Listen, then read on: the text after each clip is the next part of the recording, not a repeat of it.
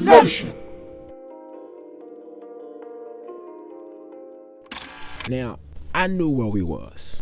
I knew what type of element lurked around us. So I took my gold chain and my ring off and I stuffed it in my pocket. Well, my mom's boyfriend's chain and ring. Even as a little dude, I ain't get that tough shit, having to put your life on the line for material shit such as a goddamn chain. And I def won't dumb enough to draw attention to myself at 10 o'clock at night with it on. So Duran asked me why I put it in my pocket, saying we good and showed me the damn pistol. I said, bro, having a gun just means that nigga could have one too. With all this gun talk, it made it real ironic for what was to come in the next 15 minutes. Now, I ain't stunting Duran at all. I still tuck my shit in, we start to walking. I ended up stopping to tie my shoes up a little tighter just in case we gotta run for any type of reason. And I noticed Duran's feet. Boy's shoes was fresh as hell, looked like his all whites was glowing.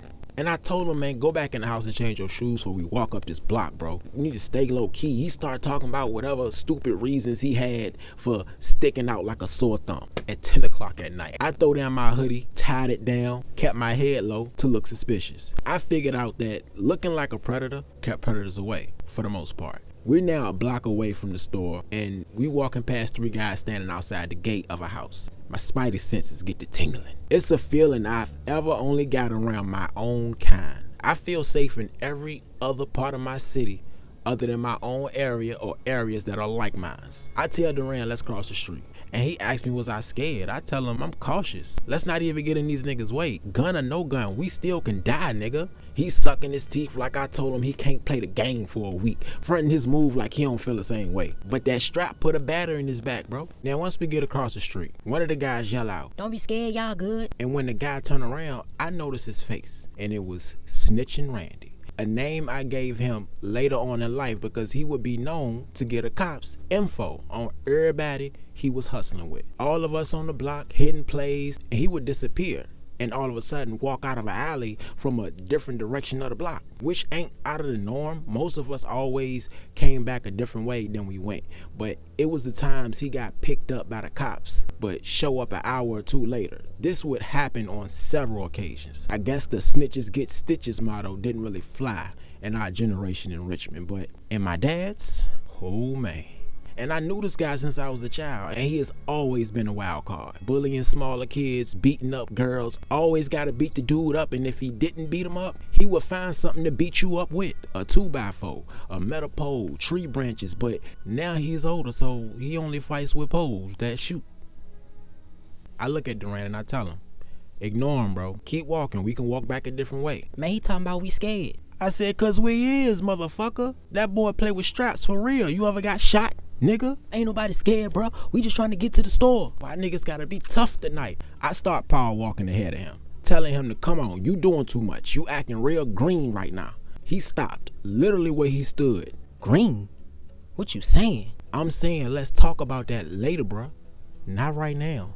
Trying to lower my voice. Snitching Randy. Man, fuck that nigga Duran. He ain't cut like that. Let that nigga go. I give you $5, you rob that nigga. I look at him like, how the fuck they know your name? And it hit me. His goddamn ponytail.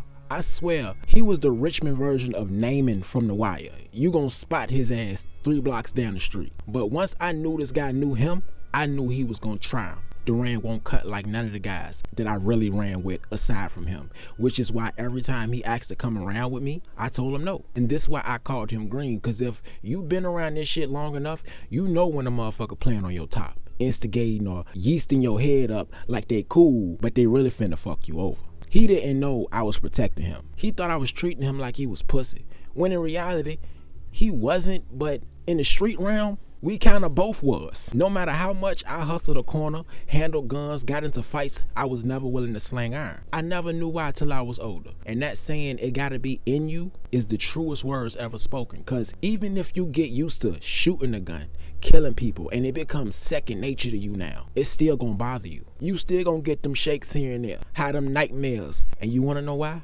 Because it ain't in you. So many of us forced into that life and end up on drugs or losing our fucking minds because we're constantly going against the natural order of how the hell you were made in the first place. And this when shit gets sticky. Here go Duran. You ain't my daddy, bro. That's my dog. We cool.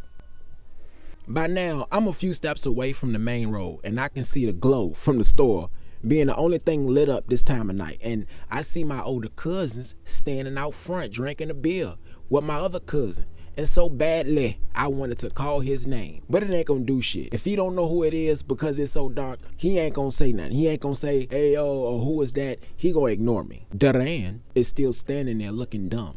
And I say, fuck it, and walk back towards him, and I pull his ass up the sidewalk. He halfway whip out with his hand on the grip, but not fully pulling it out.